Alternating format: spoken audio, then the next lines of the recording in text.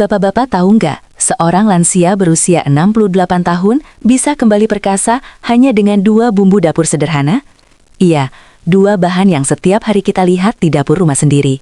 Fakta yang terakhir bahkan membuat banyak dokter terkejut. Hari ini saya akan bongkar rahasia besar ini khusus untuk bapak-bapak semua. Jadi jangan kemana-mana, simak sampai habis karena ini bisa jadi solusi yang sudah lama Bapak cari. Tapi sebelum saya bongkar rahasianya, jangan lupa klik tombol subscribe dan nyalakan loncengnya biar dapat notifikasi setiap ada video baru dari saya. Bapak usia berapa sekarang dan nonton video ini dari kota mana? Tulis di komentar ya, biar kita bisa saling sapa dan saling mendoakan. Baiklah, mari kita mulai. Assalamualaikum warahmatullahi wabarakatuh. Salam sehat untuk semua sahabat lansia di seluruh Indonesia. Saya Dr. Indri, dokter spesialis kesehatan pria dengan pengalaman lebih dari 8 tahun mendampingi para pasien lansia. Topik yang kita bahas hari ini sering dianggap remeh, bahkan banyak pria malu membicarakannya dan menganggap keluhan ini wajar karena faktor usia. Padahal tidak semua keluhan harus diterima begitu saja. Beberapa di antaranya adalah sinyal tubuh yang sebenarnya bisa diperbaiki dengan langkah sederhana, tanpa operasi, tanpa obat mahal, dan tanpa efek samping berat. Coba bayangkan, setiap malam harus bangun 3-4 kali ke toilet. Baru saja tertidur nyenyak, tiba-tiba perut terasa penuh lagi. Saat bepergian, pikiran tidak tenang karena khawatir tidak ada toilet di dekat situ. Bahkan ada yang kepercayaan dirinya menurun karena tubuh terasa tidak lagi segagah dulu. Ini bukan hanya soal fisik, tapi juga soal mental, perasaan, bahkan harga diri seorang pria. Saya teringat satu kisah yang sangat membekas dalam hati saya. Namanya Pak Darmono, seorang pensiunan insinyur berusia 68 tahun dari Surabaya. Dulu beliau sosok yang kuat, berwibawa, terbiasa memimpin proyek-proyek besar. Tapi beberapa tahun terakhir hidupnya berubah. Ia mulai sering terbangun malam. Aliran kencing melemah, tidak tuntas. Bahkan kadang harus mengejan hanya untuk mengeluarkan beberapa tetes. Tidurnya tidak nyenyak, istrinya ikut terganggu, dan keesokan harinya ia lemas. Awalnya ia pikir itu wajar, tapi makin lama keluhan itu makin berat. Suatu hari ia duduk di depan saya dengan mata berkaca-kaca. Suaranya bergetar saat berkata, "Dok, saya merasa hidup saya sudah tidak utuh. Saya tidak sakit parah, tapi juga tidak merasa sehat. Saya seperti kehilangan jati diri saya sebagai pria." Kalimat itu menancap di dada saya, karena bukan hanya Pak Darmono. Ratusan pria seusianya merasakan hal yang sama, tapi banyak yang memilih diam. Saya periksa laboratorium beliau, semua hasil normal. Tidak ada kanker, tidak ada infeksi. PSA, prostat bagus. Tapi hasil lab tidak bisa menceritakan bagaimana rasanya bangun malam berulang kali. Tidak bisa menceritakan betapa lelahnya kehilangan kendali atas tubuh sendiri.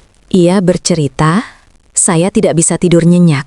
Saya tidak bisa bermain dengan cucu saya.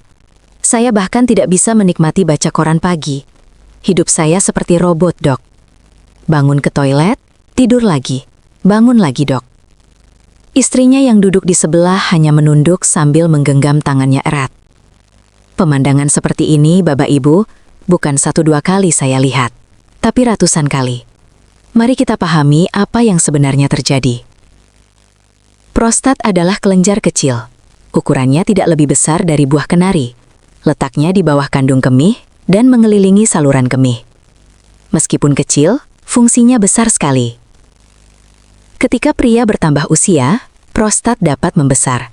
Pembesaran ini biasanya jinak, bukan kanker, tapi tetap menimbulkan banyak masalah. Bayangkan saluran kemih seperti pipa air. Ketika pipa itu ditekan dari luar, aliran air jadi tersendat, lemah, bahkan terhenti sesaat.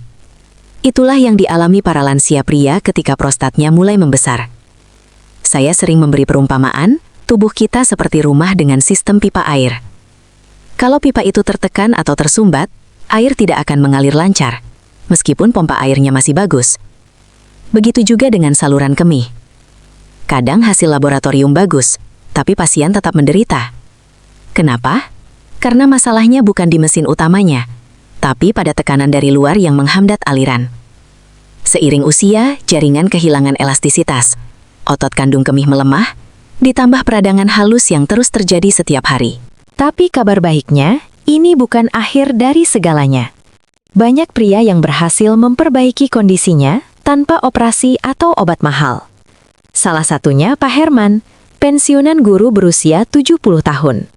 Ia datang ke klinik saya dengan wajah murung. Dok, saya sudah tidak punya semangat hidup. Setiap malam bangun 5 kali ke toilet. Rasanya seperti tidak ada harapan. Tapi saya tahu tubuh manusia punya kemampuan luar biasa untuk pulih. Asal kita bantu dengan cara yang tepat. Kami ubah pola hidupnya. Memperbaiki jam minum, pola makan, dan menambahkan 2 bahan sederhana dari dapur. 3 minggu kemudian, ia datang kembali dengan wajah berseri. Dok, saya merasa hidup saya kembali, katanya sambil tertawa lega. Tidurnya membaik, aliran kencingnya lancar, dan semangat hidupnya muncul lagi. Lalu apa rahasianya? 2 bumbu dapur sederhana ini adalah jahe dan bawang putih. Jahe, si rimpang ajaib ini, bukan hanya penghangat tubuh. Di dalamnya ada senyawa alami yang membantu melancarkan sirkulasi darah, mengurangi peradangan, dan memberi efek menenangkan. Banyak penelitian yang menunjukkan jahe membantu melemaskan otot polos saluran kemih, membuat aliran menjadi lebih lancar dan tidak tersendat. Sedangkan bawang putih, si putih kecil beraroma tajam ini, mengandung alisin, senyawa aktif yang terbukti melindungi kesehatan prostat, menjaga keseimbangan hormon pria, dan membantu mencegah peradangan. Bahkan bawang putih juga mendukung sirkulasi darah yang sehat, yang sangat penting untuk vitalitas pria lansia. Kombinasi keduanya seperti duet sahabat lama yang saling melengkapi. Cara konsumsinya pun sangat mudah. Untuk jahe, cukup ambil 1 ruas sebesar jempol. Geprek atau iris tipis, lalu rebus dalam air selama 5-10 menit. Minum selagi hangat di pagi hari. Rasanya hangat, menyegarkan, dan nyaman di perut. Untuk bawang putih, cukup cincang 2 siung. Diamkan sebentar agar senyawa aktifnya keluar, lalu telan dengan air hangat setelah sarapan. Kalau rasanya terlalu kuat, bisa dicampur dengan 1 sendok madu murni. Praktis, murah, dan efeknya luar biasa. Tentu saja, mengonsumsi 2 bahan ini saja tidak cukup. Perubahan gaya hidup adalah kunci besar. Salah satu yang sering saya tekankan adalah cara minum. Banyak lansia minum air dalam jumlah banyak di malam hari. Padahal itu justru membuat kandung kemih bekerja keras saat tubuh seharusnya istirahat. Sebaiknya, perbanyak minum di pagi dan siang, lalu kurangi beberapa jam sebelum tidur. Dengan begitu, malam hari bisa tidur nyenyak tanpa harus bangun berkali-kali.